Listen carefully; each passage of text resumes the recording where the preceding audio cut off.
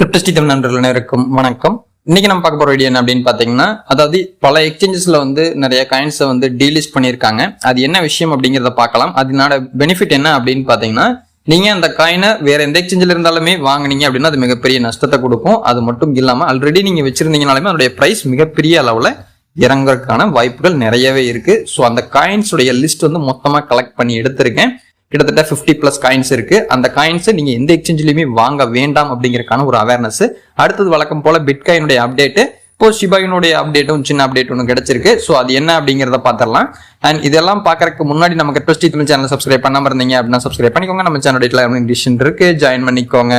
நம்ம இம்பார்ட்டன்டான அப்டேட்ஸ் எல்லாமே நம்ம கிளாரா போஸ்ட் பண்ணுவோம். ஸோ அதை ஃபாலோ பண்ணிக்கங்க. ஃபர்ஸ்ட் ஒன் பாத்தீங்க அப்படின்னா, பிட்கெட் எக்ஸ்சேஞ்சில் 22 காயின்ஸை டீலிஸ்ட் பண்ணியிருக்காங்க. நல்லா ரியலைஸ் பண்ணிக்கோங்க. அந்த எக்ஸ்சேஞ்ச் தானே, அதுல எனக்கு அக்கௌண்ட் இல்லை அப்படின்னு நினைக்கவேனா, அந்த காயினை நீங்க எந்த எக்ஸ்சேஞ்சில் வச்சிருந்தீங்கனாலும் விலை இறங்கும். அதற்கான காரணம் என்ன அப்படின்னா, அந்த காயின்ல ஏதோ சம்திங் நடக்குது சரியில்லை அப்படிங்கிறதுனால மட்டும்தான் அவங்க டீலிஸ்ட் பண்ணுவாங்க. ஸோ வேற எந்த ரீசனுக்காகவும் பண்ண மாட்டாங்க. சில நேரங்கள்ல என்ன ஆகும் அப்படின்னு பாத்தீங்கன்னா, இந்த ரீபிராண்ட் பண்ணுவாங்க, அதுல வேணா நடக்கலாம். அப்படி ரீபிராண்ட் பண்ற காயினுமே பெரிய அளவுல மூவ்மெண்ட் கொடுத்ததா பெருசா ஹிஸ்டரிங்கிறது எதுவும் இல்லை. ஸோ அதனாலதான் உங்களுக்கு கிளியரா சொல்றேன், இந்த லிஸ்ட்ல இருக்கிறது உங்ககிட்ட இருந்தால் நீங்க எதுக்கும் இன்னொரு முறை ஓன் அனாலிசிஸ் பண்ணுங்க. பண்ணிட்டு இது நீங்க ஒரு ப்ராஃபிட்ல இருக்குது அப்படின்னா அதுல இருந்து எக்ஸிட் ஆயிக்கோங்க. மறுபடியும் விலை இறங்குவதற்கான வாய்ப்புகள் உண்டு. ஃபர்ஸ்ட் ஒன் பாத்தீங்க அப்படின்னா, நம்ம சொன்ன மாதிரி பிட்கெட் எக்ஸ்சேஞ்சில இருந்து 22 காயின்ஸை டீலிஸ்ட் பண்றாங்க. 30ஆம் தேதிக்கு பிறகு இதுல எதுவுமே இருக்காது.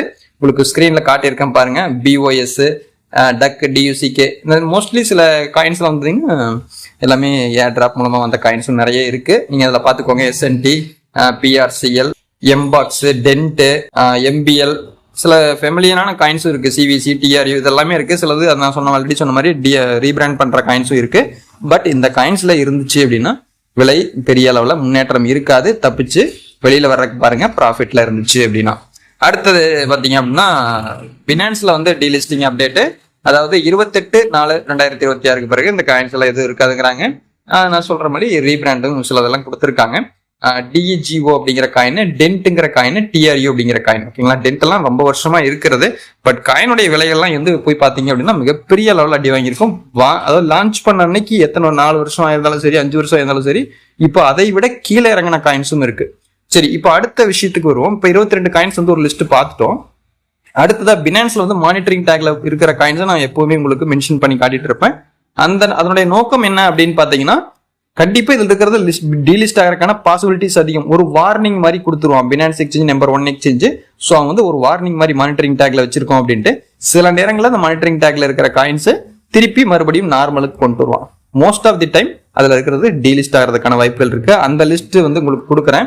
உங்களுக்கு தெரியாதுங்கிறக்காக ஸ்கிரீன்ல காட்டியிருப்பேன். மானிட்டரிங் அப்படிங்கிற நீங்க வாங்க போற காயின் கீழே அந்த மாதிரி மானிட்டரிங் காட்டுச்சுன்னா அந்த காயினை இனிமேல் வாங்காதீங்க. அதுல இருக்கிற லிஸ்ட்ல அந்த இருக்கிற காயின்ஸ் உங்களுக்கு கொடுத்துருக்கேன் பாருங்க. ஃபர்ஸ்ட் காயின் D அப்படிங்கிறது, அடுத்து வெல்ட்ரோம், GTC, ATA, QI அப்படிங்கிற காயின், அண்ட் FTT, FARM. இதுல நிறைய காயின்ஸ் ரொம்ப வருஷமா மானிட்டரிங் டேக்லயே இருக்கு. MLN, போர்ட்டல், MBOX அப்படிங்கிற காயின். இந்த MBOX எல்லாம் நிறைய எக்ஸ்சேஞ்சஸ்ல இப்போ டீலிஸ்ட் பண்றாங்க, ரீபிராண்ட் பண்றாங்கிற பேர்ல. அதுலயும் சில நஷ்டங்களை தான் உண்டு பண்ணுவாங்க. ரொம்ப கேர்ஃபுல்லா இருங்க. AWE, SYS, PHB, move, COS அப்படிங்கிற காயின். JASB ரொம்ப நாளாவே அதே டேக்ல தான் இருந்துகிட்டு இருக்கு. ARK, WIF, ரிசால்வ், ARDR அப்படிங்கிற coins, Dent, Hi, TRU, DEGO இதுல வேற வெளியே டீலிஸ்ட் ஆக போறதும் இருக்குது. அண்ட் இனிமே ஃபியூச்சர்ல பாத்தீங்க அப்படின்னா இந்த காயினை வாங்காம இருக்கிறது நல்லது. ஆல்ரெடி வச்சிருந்தீங்க அப்படின்னா சேஃபா ஒரு ப்ராஃபிட்ல இருக்குது அப்படின்னு எக்ஸிட் ஆயிக்கோங்க. ஓகேங்களா, கிட்டத்தட்ட ஒரு 50 காயின்ஸுக்கு மேல பார்த்துட்டோம். இன்னுமே இருக்கு. ஓகேங்களா, அதாவது பைபிட் எக்ஸ்சேஞ்சில் கேஸ் அப்படிங்கிற காயின், அண்ட் MIA அப்படிங்கிறது, பிராங்க்லின் அப்படிங்கிறது, கிளிப்பி அப்படிங்கிற காயின். அது மட்டும் இல்ல, மறுபடியும் பைபிட்ல பாத்தீங்கன்னா IZI, டைம், மான்ப்ரோ, UX லிங்க் இந்த காயின்ஸ் எல்லாமே அவங்க டீலிஸ்ட் பண்றதா அறிவிச்சிருக்காங்க ஏப்ரல் 28க்கு பிறகு. நிறைய பேர் கேட்கற கேள்வி என்னன்னா, இந்த பினான்ஸ்ல எல்லாத்துலயுமே டீலிஸ்ட் பண்ணிட்டாங்கன்னா அப்புறம் மறுபடியும் காயின் கிடைக்காதா அப்படின்னா, கண்டிப்பா நீங்க வாங்கின விலையில இருந்து மிகப்பெரிய நஷ்டத்துல தான் இருக்கும். சொல்ல போனா ரொம்ப வருஷத்துக்கு முன்னாடி லாங் டேர்ம்னு நினைச்சு அந்த காயினை வாங்கி வச்சிருந்தீங்கன்னா இப்ப அந்த காயின் கிட்டத்தட்ட 0 ஆயிருக்க கூட பாசிபிலிட்டிஸ் இருக்கு. ஸோ அந்த அளவுக்கு மகா மட்டமா தான் இருக்கும். அப்படி இருந்தாலுமே கன்வர்ஷன் டீலிஸ்டிங் டேட்டுக்கு முன்னாடியே நீங்க செல் பண்ணி கேஷ் ஆக்கிக்கிறது ரொம்ப ரொம்ப நல்லது.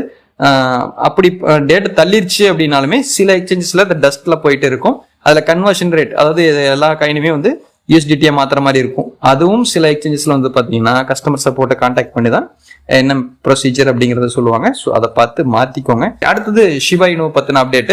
ஷிபா இனு பத்தின அப்டேட்டுன்னு சொல்றதுக்கு முன்னாடி ஷிபா இனு ஒரு ஹைப்ல போகும்போது எக்கச்சக்கமான பேர் ஹைல வந்து போய் வாங்கிட்டாங்க. வேண்டான்னு சொல்ல நிறைய பேர் வாங்கிட்டாங்க. இப்போ வந்து பாத்தீங்கன்னா பல மில்லியன் வேலட்ஸ்ல வந்து இருக்குது.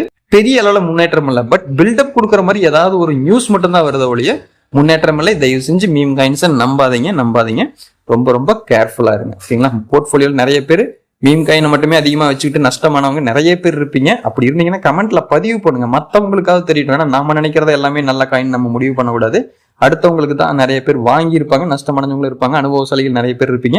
அப்படி இருந்தா கமெண்ட் பண்ணுங்க. ஓகேங்களா? 1.57 மில்லியன் இன்வெஸ்டர்ஸ் வந்து இருக்காங்க. அதுல வந்து ரீசெண்டா வந்து ஒரு 10,000 வேலட்ஸ் வந்து கொஞ்சம் இன்க்ரீஸ் ஆயிருக்குது அப்படிங்கிறாங்க. லாங் டேர்ம் ஹோல்டர்ஸ் வந்து கொஞ்சம் வந்து டிரான்சாக்சன்ஸ் வந்து அதிகரிச்சிருக்கு அப்படின்ட்டு நிறைய பெர்சன்டேஜ் ரேஷியோஸ் இன்க்ரீஸ் ஆயிருக்கு அப்படிங்கிற மாதிரி ஒரு சின்ன பில்டப், வேற ஒன்றும் கிடையாது. நீங்க இதை நம்பி காயினை வாங்க வேணாம்.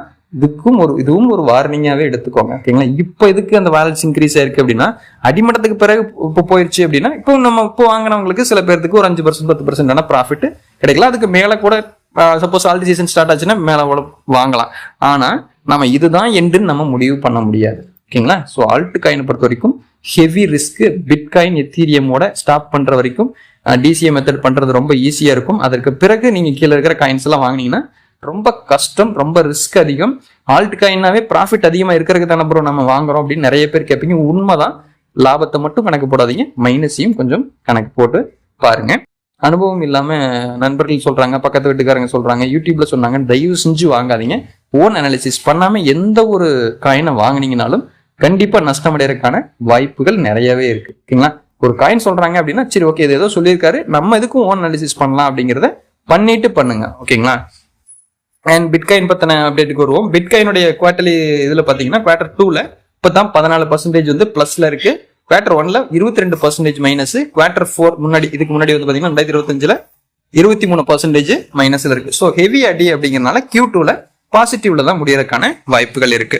அடுத்தது இதனுடைய சப்போர்ட் லெவல்னு பாத்தீங்கன்னா இதுல 74 to 75 ரேஞ்சுக்குள்ளேயே டிராவல் ஆகிறதுக்கான பாசிபிலிட்டிஸ் இருக்கு.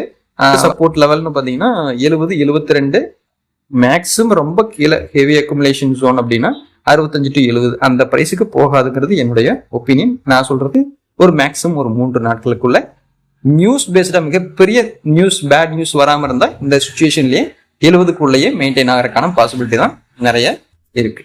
அண்ட் நெக்ஸ்ட் இதனுடைய ரெசிஸ்டன்ஸ் லெவல் எந்த அளவுக்கு இன்க்ரீஸ் ஆகும் அப்படின்னு பாத்தீங்கன்னா 72 to 80 ஸ்ட்ராங்கான ரெசிஸ்டன்ஸ் அப்படிங்கிறாங்க. அதை பிரேக் பண்ணி மேல போச்சு அப்படின்னா 80 பிரேக் பண்ணிச்சுனாவே பாசிட்டிவ் தான். 83 to 85 வரைக்கும் போறதுக்கான பாசிபிலிட்டி உண்டு. அதுக்கு பிறகு மறுபடியும் கீழே இறங்கும். அண்ட் இண்டிகேட்டர் வைஸ் பாத்தீங்கன்னா இது நம்ம சொல்ல வேண்டியதில்லை, இது நார்மலா மொத்தமா இழக்கப்பட்ட டேட்டா தான். ஸோ RSIல பாத்தீங்கன்னா 62 காட்டுது. ஸோ இது வந்து ஓவர் பாட்லயும் இல்ல, பட் நியர்பை ஓவர் பாட். ஓகேங்களா? ஸோ இந்த 70 தொடும் போது மறுபடியும் ஒரு கீழே இறங்கிட்டு தான் இறங்குறதுக்கான ஒரு சின்ன ஹிண்ட் தான் அந்த இடத்துல கொடுக்குறேன். MACD வச்சு பார்க்கும்போது ஒரு பாசிட்டிவான மூமெண்ட்ல தான் இருக்கு அப்படிங்கிறாங்க. ஸோ எப்படி ஸ்ட்ரக்சர் வச்சு பார்த்தாலுமே ஒரு புல்லிஷா தான் இருக்கு அப்படிங்கிறது ஒரு கணக்கு. ஓகேங்களா? உங்களுக்கு புரிஞ்சிருக்கும். இன்னும் ஷார்ட்டா சொல்லணும் அப்படின்னா புல்லிஷ் கேஸ்ல 80 பிரேக் பண்ணுச்சுன்னா 85 வரைக்கும் போகலாம். அதாவது நெகட்டிவ்ல பியரிஷ் கேஸ்னா 74 உடைச்சுது அப்படின்னா 70க்கு போகலாம். சிம்பிளா சொல்லி முடிச்சுட்டு அடுத்தது என்னுடைய அனாலிசிஸ் படி நான் சொல்றேன். இப்போ வந்து பிட்காயினுடைய பிரைஸ்ங்கிறது $78,000 வந்து ட்ரேட் ஆயிட்டு இருக்கு. இது இன்க்ரீஸ் ஆனால் என்னுடைய கணக்குப்படி ஒரு 3 நாட்களுக்குள்ள ஒரு 80,000 டச் பண்றதுக்கான பாசிபிலிட்டி அந்த இடத்துல கீழே வரலாம் அப்படின்னு நான் நினைக்கிறேன். ஓகேங்களா? கீழேனா பெருசா இறங்காது. சப்போஸ் இப்போ நம்ம சொன்ன அந்த 80 டச் பண்ணல அப்படின்னு இந்த இடத்துலயே வந்து ஒரு பேட் நியூஸ் வருது அப்படிங்கிறப்ப கொஞ்சம் கீழே இறங்குறதுக்கான வாய்ப்புகள் இருக்கு. அதுவும் 75க்குள்ளேயே நிற்கும். நான் சொல்றது 3 to 4 நாட்களுக்குள்ள நடக்க போற விஷயங்கள் தான். நான் இதுவும் ஒரு ப்ரெடிக்ஷன் மட்டும்தான். மந்த்லி சார்ட் எடுத்திருக்கேன். மந்த்லி சார்ட் படி பாத்தீங்கன்னா இது ஒரு புல்லிஷான ஒரு மூடா தான் எனக்கு தோணுது. 82 வரைக்கும் போறதுக்கான பாசிபிலிட்டிஸ் இருக்கு. 82 போயிட்டு கண்டிப்பா கீழே இறங்குவதற்கான வாய்ப்புகள் உண்டு அப்படிங்கிறது என்னுடைய ஒப்பீனியன். ஏன்னா இந்த சேட்டை மந்த்லி சார்ட்டை வச்சு பாத்தீங்கன்னா தெரியும், கண்டிப்பா மேல போறதுக்கான பாசிபிலிட்டிஸ் தெரியுது. ஸோ பாசிட்டிவ் சிக்னல் தான் என்னை பொறுத்த வரைக்கும். நீங்க என்ன நினைக்கிறீங்கிறத கண்டிப்பா கமெண்ட்ல பதிவு பண்ணுங்க. ஏன்னா இந்த வீடியோவை பொறுத்த வரைக்கும் எந்த ஒரு காயினையும் வாங்குங்க அப்படின்னோ அல்லது வித்துருங்க அப்படின்னோ நம்ம சொல்ற வீடியோ கிடையாது. இது வந்து ஒரு ஃபினான்ஷியல் அட்வைஸும் கிடையாது. ஓகேங்களா? சரி, இப்போ வந்து பாத்தீங்கன்னா நம்ம சொன்ன மாதிரி இறங்குச்சு அப்படின்னு எவ்வளவு போகலாம் அப்படின்னு பாத்தீங்கன்னா ஆல்ரெடி சொன்ன மாதிரி ஒரு 75 அப்படிங்கிற ரேஞ்சிலேயே தான் டிராவல் ஆகிறதுக்கான பாசிபிலிட்டி இந்த ஒரு நான் சொல்றேன் இந்த 3-4 நாட்களுக்குள்ள அதிகபட்சமா வெரி வெரி பேட் நியூஸ் அப்படின்னா 70 வரைக்கும் கேது போறதுக்கான வாய்ப்பு இருக்கு. அது கீழே போறதுக்கான வாய்ப்புகள் இல்லை. ஸோ டோட்டலா சொல்லணும் அப்படின்னா புல்லிஷான மூமெண்ட்டுக்கான பாசிபிலிட்டி எதுவரை அப்படின்னா பேட் நியூஸ் வராத வரை இதே லெவல்லயே கொண்டு போவாங்க. கொஞ்சம் கொஞ்சமா மார்க்கெட்டோடைய பிரைஸ் வந்து பிட்காயின் எத்தீரியமுடைய பிரைஸ் வந்து இன்க்ரீஸ் ஆயிட்டு இருக்கு. நல்லா அப்சர்வ் பண்றவங்களுக்கு தெரியும். நீங்க என்ன நினைக்கிறீங்க அப்படிங்கிறத கமெண்ட்ல பதிவு பண்ணுங்க. இந்த வீடியோ உங்களுக்கு யூஸ்ஃபுல்லா இருந்துச்சுன்னா லைக் பண்ணுங்க, உங்களுடைய ஃப்ரெண்ட்ஸ்க்கும் ஷேர் பண்ணுங்க. மீண்டும் அடுத்த வீடியோ சந்திக்கும் வரை வந்துட்டு நான் உங்கள் தாமு. நன்றி.